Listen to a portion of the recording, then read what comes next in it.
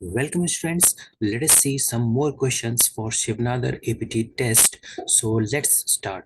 So this question number 6 is a light spring has uncompressed length of 0.10 metre. जैसा कि आप diagram में देख सकते हैं, एक स्प्रिंग है और उसकी नेचुरल लेंथ और we can say uncompressed length दिया हुआ है 0.1 metre. When an object of mass 0.5 kg rests in equilibrium on the top of the spring, so this is the mass of 0.5 kg. और जब ये रेस्ट में है इस स्प्रिंग के ऊपर एट द इक्विलिब्रियम, तो the length of the spring reduces to 0.08 metre. Please take care this word to. Reduce to, reduce by, दोनों में फर्क होता है. रिड्यूस टू मतलब फाइनल वैल्यू दी हुई है, जैसा कि डायग्राम में भी दिया हुआ है. ठीक है. So what is the energy stored in the spring due to compression. तो कितनी एनर्जी स्टोर हो जाएगी कंप्रेशन में. तो सबसे पहले देखिए, स्प्रिंग के बारे में आपको पता होना चाहिए. स्प्रिंग के बारे में क्या क्या पता होना चाहिए. पहले तो स्प्रिंग फोर्स के बारे में पता होना चाहिए.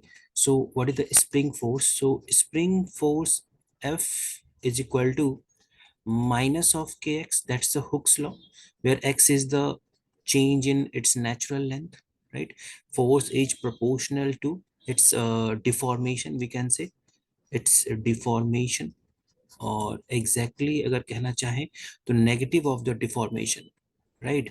And the second one is the stored potential energy. Stored potential energy, और इसकी वैल्यू, इसका फॉर्मूला होता है half k x square, where के इज व्हाट, के इज आवर स्प्रिंग कांस्टेंट. ये सब आपको पता होना चाहिए. जस्ट मैं आपके रिवीजन के लिए कुछ कुछ वीडियो डाल रहा हूँ ताकि आप एक बार गो थ्रू हो इन सब चीज़ों से. इंपॉर्टेंट सेगमेंट होता है किसी भी एग्जाम के लिए. So K is the spring constant, right. तो हमें पूछा गया है what is the energy stored in the spring due to the compression. तो सबसे पहले इक्विलिब्रियम कंडीशन को इंप्लीमेंट करना चाहिए हमें. Let us implement the equilibrium condition. अच्छा, एक बात और देखिए, यहाँ पे लाइट लिखा हुआ है. लाइट स्प्रिंग मतलब मासलेस स्प्रिंग है. जैसे स्ट्रिंग में मैंने बताया था मासलेस स्ट्रिंग, उसी तरह से स्प्रिंग में भी होता है मासलेस स्ट्रिंग, मासलेस स्प्रिंग और मैसिव स्प्रिंग. दोनों का डिस्कशन अलग होता है. बट यहाँ पे हमारा लाइट स्प्रिंग दिया हुआ है, मतलब मासलेस स्प्रिंग हम मानेंगे. देखिए, तो यहाँ पे इसका जो वेट लग रहा होगा वो डाउनवर्ड लग रहा होगा. This will be the weight in downward direction. और स्प्रिंग फोर्स किधर लग रहा होगा, स्प्रिंग फोर्स अपवर्ड डायरेक्शन में लग रहा होगा. That is the F S. So now since the body is in equilibrium, तो इसका मतलब होगा कि F S spring force should be equal to weight. और स्प्रिंग फोर्स का फॉर्मूला क्या होता है, K X should be equal to M G. Weight is equal to M G. Minus मैंने इग्नोर किया है.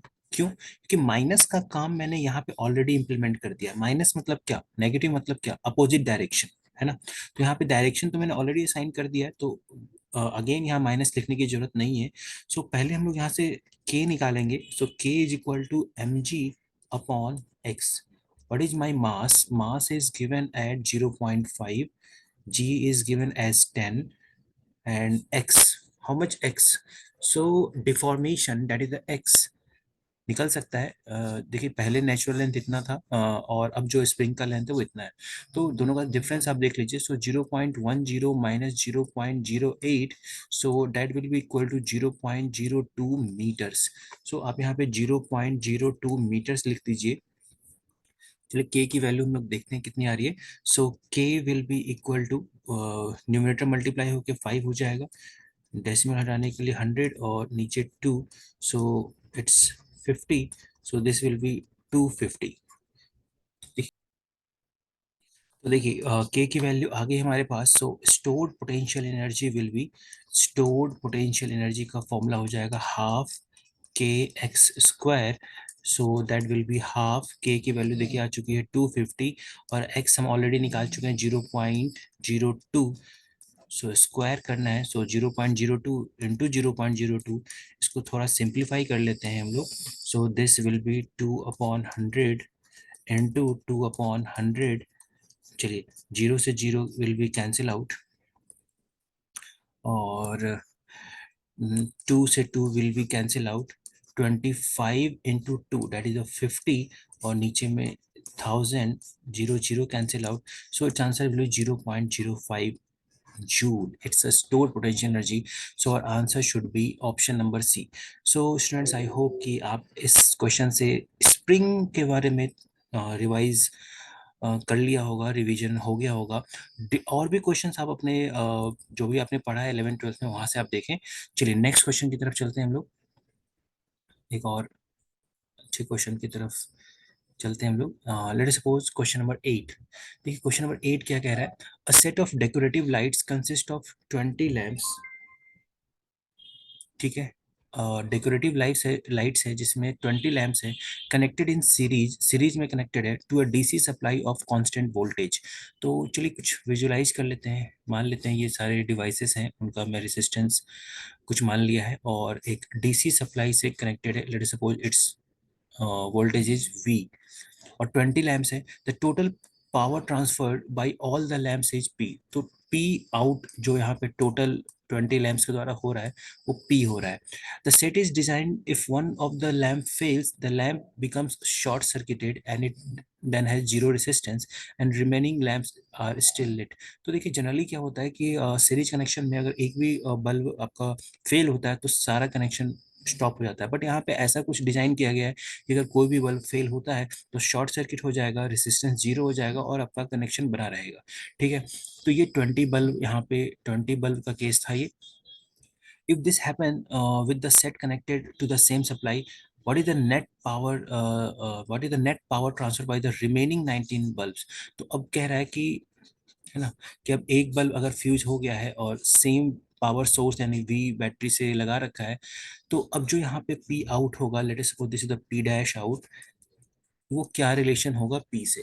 ठीक है, assume that the resistance of each functioning bulb remains constant. तो देखिए यहाँ पे अगर मान लेते हैं लेट ईच बल्ब का जो रेजिस्टेंस है वो क्या है, आर है, राइट। और अगर सीरीज में है तो यहाँ पे 20 आर होगा, राइट। यहाँ पे अगर सीरीज में है तो ये 19 आर हो जाएगा क्योंकि एक बल्ब फेल हो चुका है। तो देखिए, तो यहाँ पे कितना करंट फ्लो हो रहा होगा, let us suppose this current is I, so I will be equal to, ठीक है, I will be equal to V upon R, so it's V upon 20 R. तो यहाँ पे जो पी होगा एंड पावर जो होगा that is V into I, इस, है ना, टोटल इस रेजिस्टेंस के पास V voltage and I current, so it's V into V upon 20 R. so this will be v square upon 20 r, this is the power in the first case। Second case में देखिए मान लेते हैं यहाँ पे जो करंट फ्लो हो रहा है वो आई डैश हो रहा है, तो आई डैश कैसे निकलेगा, I dash is equal to V upon 19 r, this will be the I dash. तो यहाँ से जो पी डैश निकलेगा that is V dash into I dash. V dash तो देखिए वी है, आई डैश बदल चुका है, वी अपॉन 19 आर हो चुका है, so this is V square upon 19 R. तो हम यहाँ पे रेशियो के टर्म्स में चलते हैं क्योंकि सारा ऑप्शन जो है रेशियो के टर्म में है। तो अगर मैं पी डैश अपॉन पी निकालता हूँ तो पी डैश क्या है, V square upon 19 R, this divided by V square upon 20 R. आप देख लीजिएगा ऊपर मैंने ऑलरेडी लिख रखा है, V square will cancel out, so this will be 20 R upon 19 R, R will cancel out, so this is 20 upon 19, so p dash will be equal to 20 upon 19 into p, so this is our relation, so I think option number D is the correct answer। Let us see some more questions, just a minute। Question number 10, let us see question number 10। A train,